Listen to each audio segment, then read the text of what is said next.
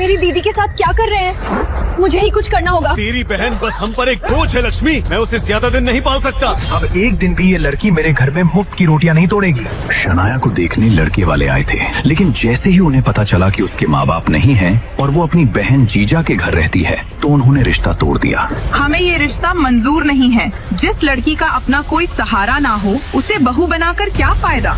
इतना कहकर लड़के वाले चले गए और उनके जाते ही शनाया के जीजा का गुस्सा फूट पड़ा। देख लिया, कोई शादी नहीं करेगा इससे। पूरे मोहल्ले में मेरी नाक कटवा दी इस लड़की ने। सुनिए, इसमें शनाया की क्या गलती है?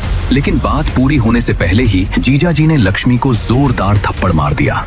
लक्ष्मी के होंठ से खून निकल आया और ये देखकर शनाया गुस्से में बोली, बस जीजा जी, मेरी दीदी पर दोबारा हाथ मत उठाइएगा। आपको यही चाहिए ना कि मैं इस घर से चली जाऊं? तो ठीक है, मैं अभी चली जाती हूँ, हमेशा के लिए। शनाया, तू कहाँ जाएगी? 4 बातें सुनकर अगर रहने को छत मिल रही है तो सह लेना। आज नहीं तो कल कोई लड़का मिल ही जाएगा शादी के लिए। नहीं दीदी, अब बात मेरे अपमान की नहीं, तुम्हारे सम्मान की है। मैं नहीं चाहती कि मेरी वजह से तुम्हारी जिंदगी नरक हो जाए। इतना कहकर शनाया गुस्से में अपनी स्कूटी लेकर घर से निकल गई। शनाया, रुक जा। लेकिन शनाया नहीं रुकी। अरे इतना क्या रो रही है तू? बड़े तेवर दिखा कर गई है ना तेरी बहन, लेकिन मनहूस वापस जरूर आएगी। पर इस बार मैं उसे घर में घुसने नहीं दूंगा। उधर शनाया गुस्से में निकल तो गई थी, लेकिन वो कहाँ जाएगी, क्या करेगी, यही सवाल उसके मन में चल रहे थे।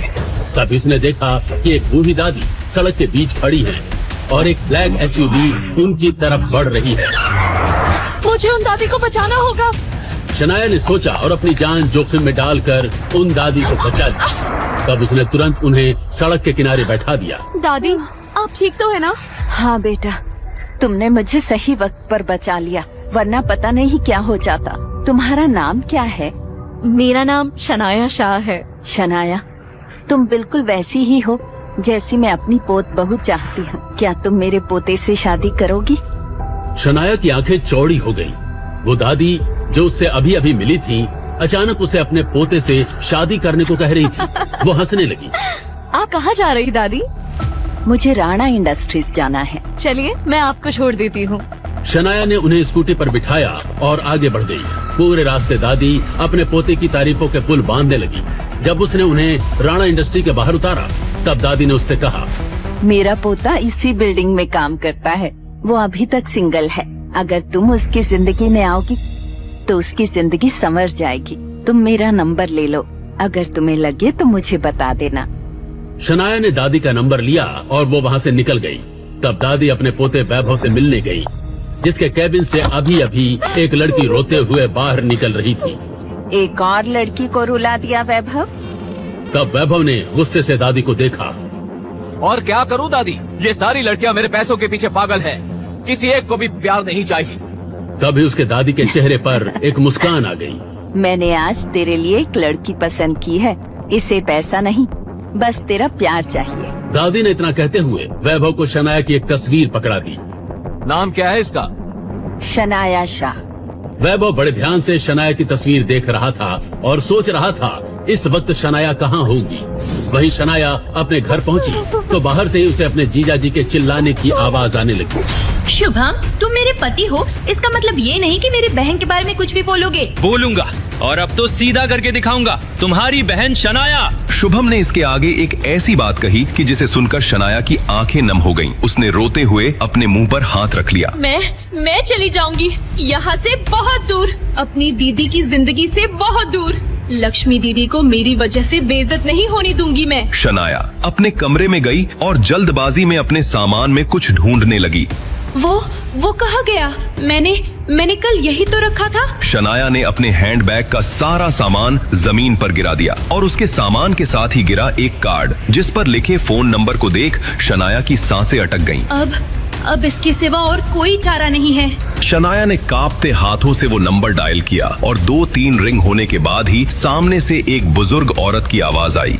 शनाया बिटिया, तुमने इतनी रात को फोन किया, सब ठीक तो है ना? दादी जी, वो मुझे आपका ऑफर मंजूर है। शनाया ने इतना कहा ही था कि सामने से वो बुजुर्ग औरत माया राणा खुशी से बोली, शनाया, ये तो बहुत खुशी की बात है। तुम अपने सारे कागजात लेकर कल सुबह कोर्ट रूम के बाहर मिलना। मैं जरा सी भी देर नहीं करना चाहती। जी दादी। इतना कहकर शनाया ने फोन रख दिया और बिस्तर पर लेट गई। उसके कानों में अभी तक उसके दीदी जीजा जी की बहस की आवाज पड़ रही थी। धीरे बोलिए, सुन लेगी मेरी बहन। अगर उसने ये सब सुन लिया ना तो वो बर्दाश्त नहीं कर पाएगी। अरे सुनती है तो सुनने दो, ये मेरा घर है, किसी के बाप का नहीं। घर, ये शब्द सुनते ही शनाया की आंखें नम हो गईं। वो अपनी अब तक की जिंदगी के बारे में सोचने लगी। तब जब वो 10 साल की थी, उसका घर तो उसी दिन उससे छूट गया था। दादाजी, एक बार मम्मी पापा को देखने दो, फिर हम चले जाएंगे।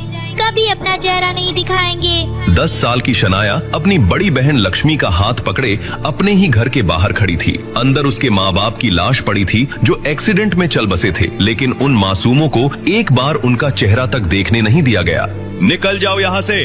तुम लड़कियों का अब इस खानदान से कोई वास्ता नहीं है। मेरे बेटे बहू को तो खा गए, जाओ जाकर तुम भी किसी गाड़ी के नीचे आ जाओ। आज भी शनाया के कानों में अपने दादाजी के कहे हुए शब्द ऐसे गूंजते हैं जैसे किसी ने शीशा पिघलाकर उसके कानों में डाल दिया हो। उस एक्सीडेंट के बाद 10 साल की शनाया और 5 साल बड़ी उसकी बहन लक्ष्मी ने अनाथों की जिंदगी जी थी। कभी वो सड़कों पर रहे तो कभी मंदिर में, लेकिन लक्ष्मी ने मेहनत की और अपने साथ साथ अपनी बहन को भी पढ़ाया लिखाया। लेकिन जब से लक्ष्मी ने अपने कॉलेज के बॉयफ्रेंड शुभम से शादी की, तब से उनकी जिंदगी फिर बदल गई। उनके बीच हो रहे झगड़ों का दोषी शनाया खुद को समझ रही थी और आज तो अपने जीजा जी के मुंह से अपने बारे में कुछ ऐसा सुन लिया था कि वो अपनी जिंदगी का एक बहुत बड़ा फैसला ले चुकी थी। शायद कल से मेरी जिंदगी में सब कुछ बदल जाएगा।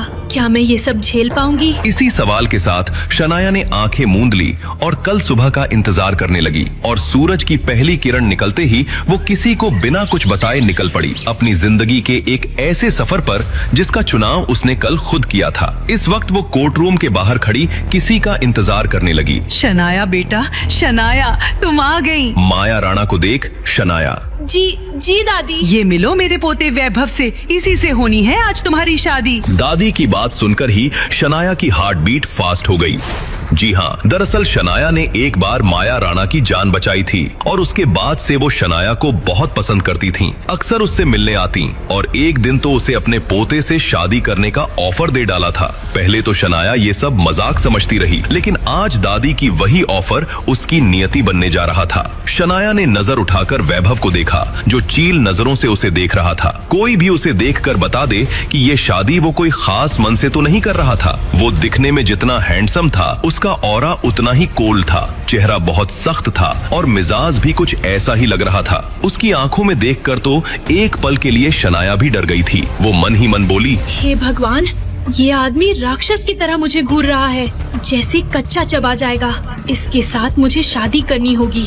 चलो मिस शनाया, 10 मिनट में हमारी शादी है, उससे पहले कुछ बातें हो जाए। ये सुनकर दादी मुस्कुराई और उनको अकेला छोड़ दिया। लेकिन शनाया की तो हवा टाइट हो गई। पर उसकी असली हालत तब खराब हुई जब वैभव ने कहा, मैं एक मिडिल क्लास आदमी हूँ। एक फ्लैट है मेरा जहाँ मैं अकेला रहता हूँ। मुझे किसी से मेल जोल बढ़ाना पसंद नहीं। मुझसे शादी करना तुम्हारी सबसे बड़ी गलती ना साबित हो जाए। वक्त है, सोच लो फिर से। शनाया क्या ही सोचती, उसने बहुत ही सोच समझकर ये फैसला लिया था जिससे वो पीछे बिल्कुल नहीं हटने वाली थी। मिस्टर राणा, मैं शनाया शाह। मेरी एक हैंडक्राफ्ट और किताबों की दुकान है। मेरी भी इस शादी से कुछ खास उम्मीदें नहीं है, तो आपको चिंता करने की कोई जरूरत नहीं है। शनाया के जवाब को पाकर वैभव उसे गुस्से में घूरने लगा। उसे उससे इस जवाब की उम्मीद नहीं थी। फिर अगले 10 मिनट में ही शनाया कोर्ट रूम से वैभव के साथ बाहर निकली और अब पेपर्स में उसका नाम शनाया वैभव राणा हो गया था। वो वैभव की पत्नी और दादी की बहू बन चुकी थी। शादी को अभी हुए 1 मिनट ही हुआ होगा कि वैभव बोला, मैं निकलता हूँ, ऑफिस में एक जरूरी मीटिंग है। मैंने अपने फ्लैट का पता तुम्हें भेज दिया है, तुम टैक्सी करके आ जाना। वैभव जाकर अपनी गाड़ी में बैठ गया, लेकिन दादी गुस्से में उसके पीछे गईं। ये क्या तमीज है वैभव? यही संस्कार दिए हैं हमने तुम्हें, और तुमने उससे अपना सच क्यों छिपाया? दरअसल वैभव राणा कोई आम आदमी या मिडिल क्लास मैन नहीं था। वो राणा इंडस्ट्रीज का मालिक, टॉप बिजनेसमैन था जो अरबों की संपत्ति का मालिक था। लेकिन शनाया के सामने उसने खुद को अलग तरफ से इंट्रोड्यूस किया। यहाँ तक कि उसके सामने तो वो गाड़ी भी सस्ती से लेकर आया था। दादी, आपने शादी करने की जिद की और मैंने कर ली, लेकिन मैं इस लड़की को परखना चाहता हूँ और आपको मेरी कसम, मेरे और शनाया के बीच आप कुछ नहीं बोलेंगे। जिस दिन मुझे वाकई लगेगा वो राणा परिवार की बहू बनने के लायक है, उस दिन मैं उसे सबसे मिलाऊंगा। और सच भी बताऊंगा। माया राणा कुछ न कह सकी, पर मन ही मन प्रार्थना करते हुए बोली, ईश्वर बस मुझे मेरे किए पर पछताना ना पड़े। इस सफर में शनाया का साथ देना। सबके जाने के बाद हाथ में शादी के पेपर्स पकड़े शनाया फीका मुस्कुरा दी। हर लड़की की तरह उसने भी शादी के अरमान सजाए थे, पर दूर दूर तक उसने नहीं सोचा था कि उसे ये सब करना पड़ेगा। कुछ देर बाद ही शनाया अपराधी की तरह अपनी बहन लक्ष्मी के सामने सर झुकाए खड़ी थी। ये तूने क्या किया शनाया? क्यों किया तूने? तेरा तो कोई बॉयफ्रेंड भी नहीं था ना, तो ऐसे अचानक शादी? आगे की कहानी जानने के लिए देखे अगला एपिसोड सिर्फ पॉकेट एफएम के YouTube चैनल पर, और हिज सीक्रेट फॉर्चून के सारे एपिसोड्स को सुनने के लिए डिस्क्रिप्शन में दी लिंक से डाउनलोड करें पॉकेट एफएम ऐप।